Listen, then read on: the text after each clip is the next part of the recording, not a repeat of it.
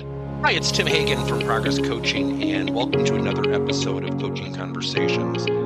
And I wanted to make you aware of something very cool that we're doing on a subscription basis, and we'll put a link in each one of our episodes. But every Wednesday, we're going to be doing what we call an audio podcast workshop. That workshop will be roughly about 14 to maybe 20 minutes per episode, with each month having a theme from a coaching model, using feedback strategically, to coaching self-awareness, and so on.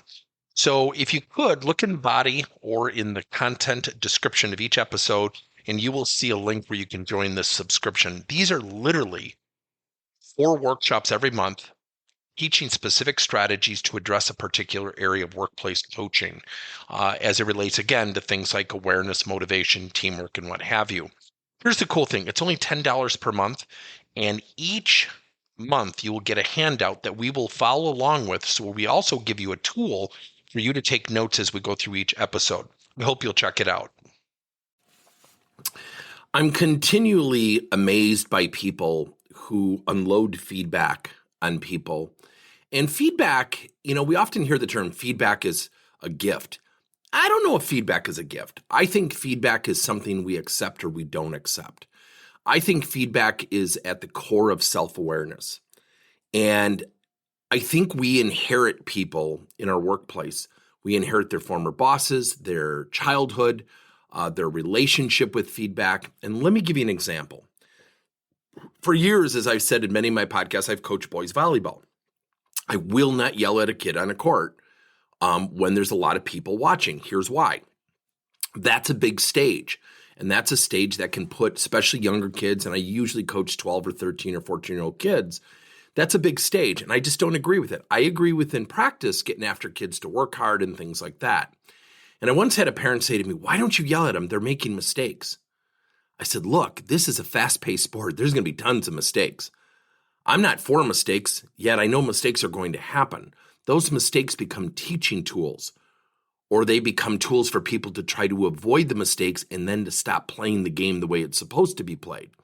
And I remember he said to me, he goes, "Oh, I've never thought of it like that."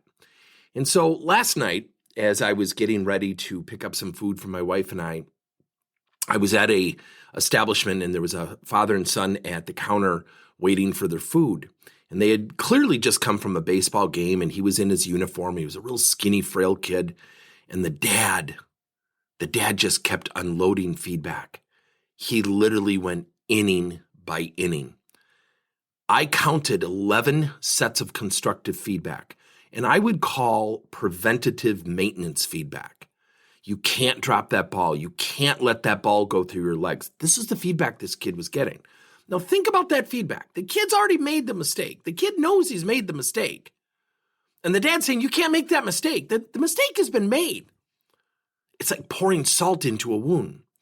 And the child looks straight ahead. He never once turned to his dad and made eye contact. And his dad was getting not emotional, not emphatic. He was trying to be sensitive. And you could just see this kid's shoulders lower with every set of feedback. So one of the young ladies working at the restaurant came up and said, "Oh, here's your food. Your food's ready." And the kid just smiled, turned towards me away from his father, and walked out of the restaurant ahead of his father. Now, I counted 11 sets of feedback. I did not count once. Here's what you did well. Here's where I'm proud of you. You're going to get better. Trust your coaches. I heard none of that.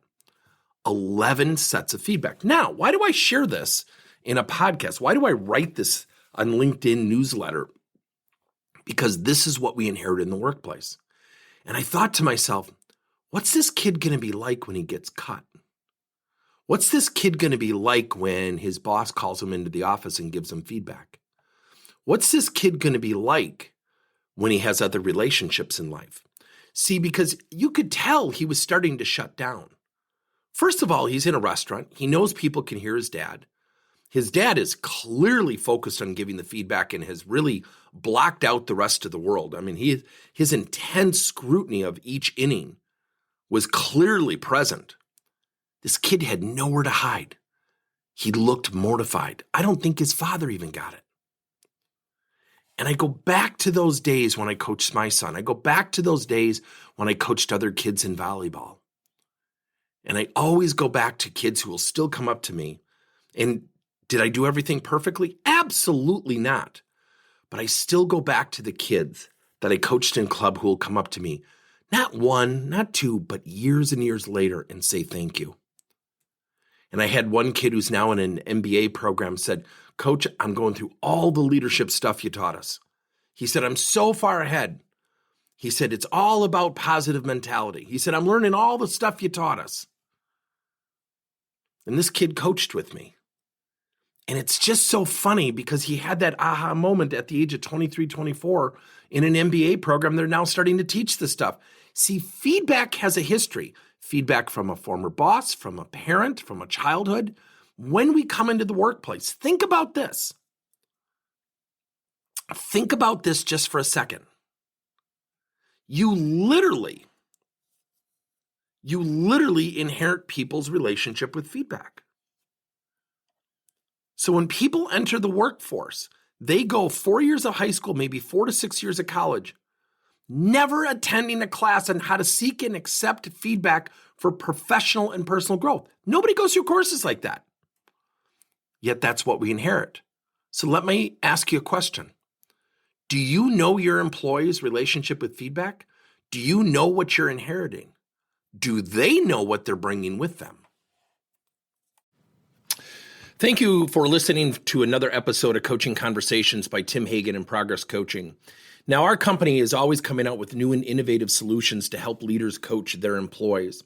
And recently, we just created a new service called Coach to You, where leaders can pick and choose topics and assign 7 to 21-day programs for employees to learn and, more importantly, apply actions and then reflect and share what they're going to do going forward as a result of the learning. It's called Coach to You. We're literally bringing coaching to your employees. If you're intrigued, we'll have a link in each one of our episodes where you can get more information. And again, thank you so much for listening to another episode.